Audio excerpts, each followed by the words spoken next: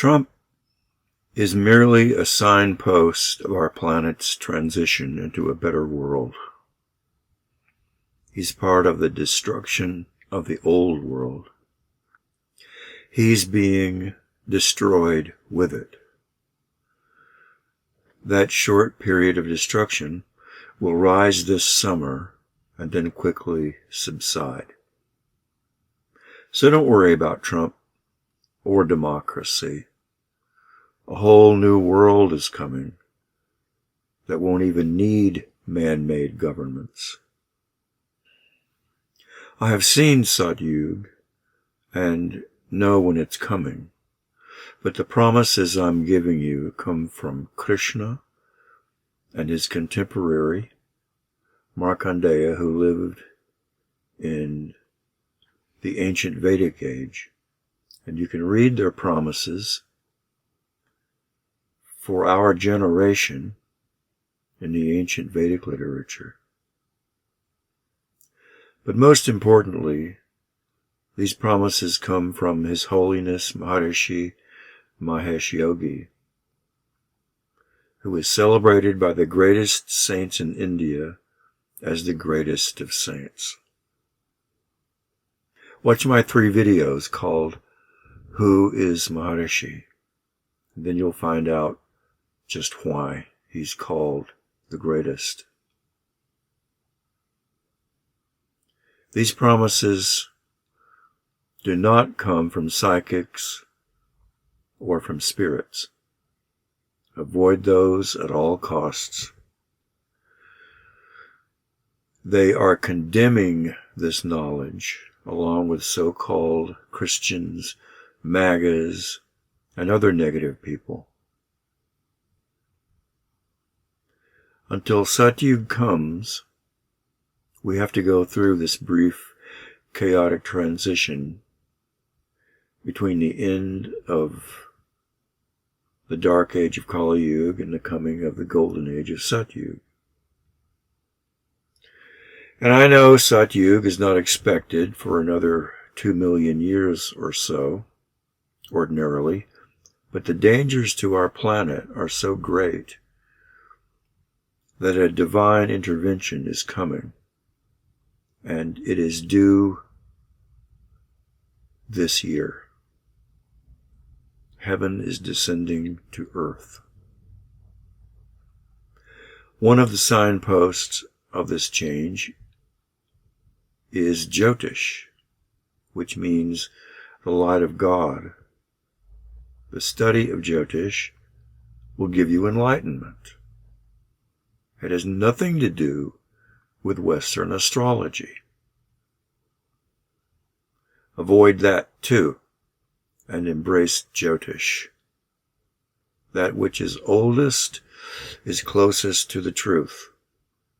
And Jyotish is Aparashaya Bhashya, uncreated by man.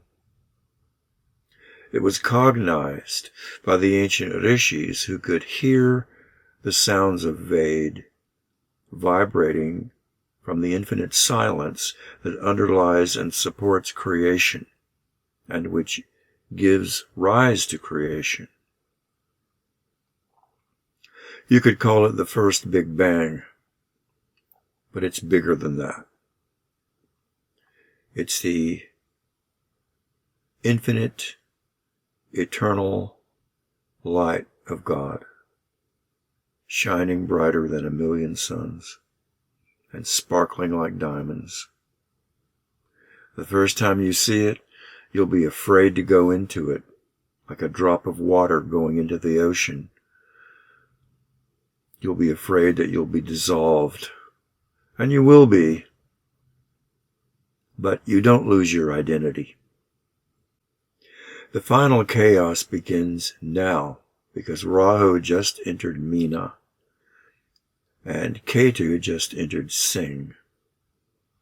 Singh is Trump's first and most important house, the most important bhava. Ketu in that first bhava, it's a strange one.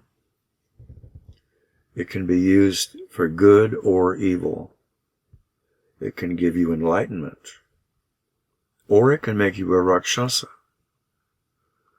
a demon. It's a choice you make early in life if you're born with it. And if you're born with it and choose crime, you'll live a life of destruction. Ketu is in Trump's first bhava right now, just at the entry point. And for someone like him, who was born a Rakshasa, Ketu in the first house creates what is called the Rakshasa configuration, the demon configuration.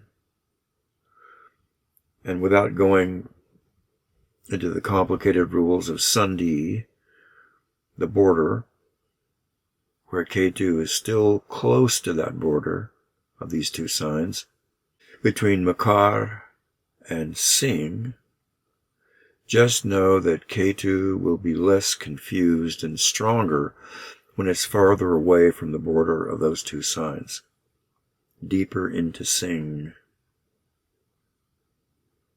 It will reach full destructive power on June 5th, when it is no longer 1 degree from the border, but 2 degrees and into the sign, deeper into the sign of Singh, Trump's first bhava,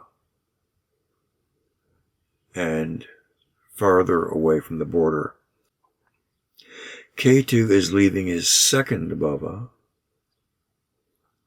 and entering his first bhava. It goes backwards on the kundali and occasionally will stop and go retrograde, but it's mostly counterclockwise when the other planets are going clockwise.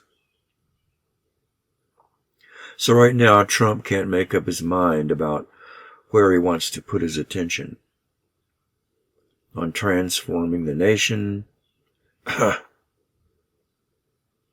or getting bribes from Saudis,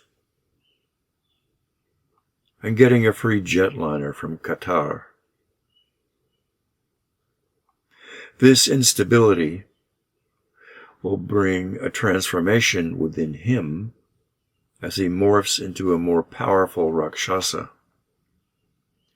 Ketu is always unpredictable anyway, and therefore makes him unpredictable, especially because Ketu is modified by both of these two signs at the same time, because it's so close to both of them.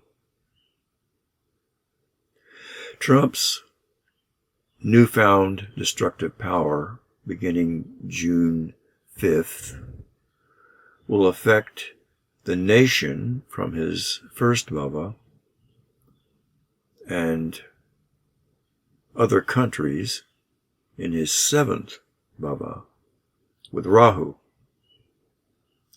This chaos within him occurs at a time in his life when the earth is going through chaos, as earth is being transformed from the dark age of Kali Yuga to the golden age of Satyuga.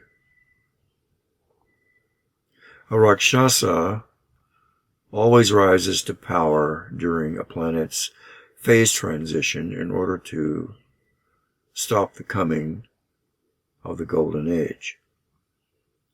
And what we have here is a transformation of our planet, which creates chaos, while there's a transformation of our planet's Rakshasa, which creates chaos within him and helps him create chaos from his own actions.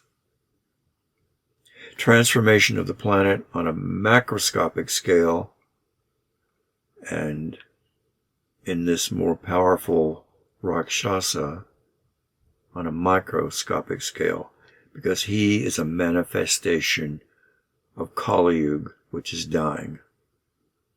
He had to rise to power. It's all part of the laws of nature. some powerful figure arises as Kali Yuga dies. So we really should celebrate.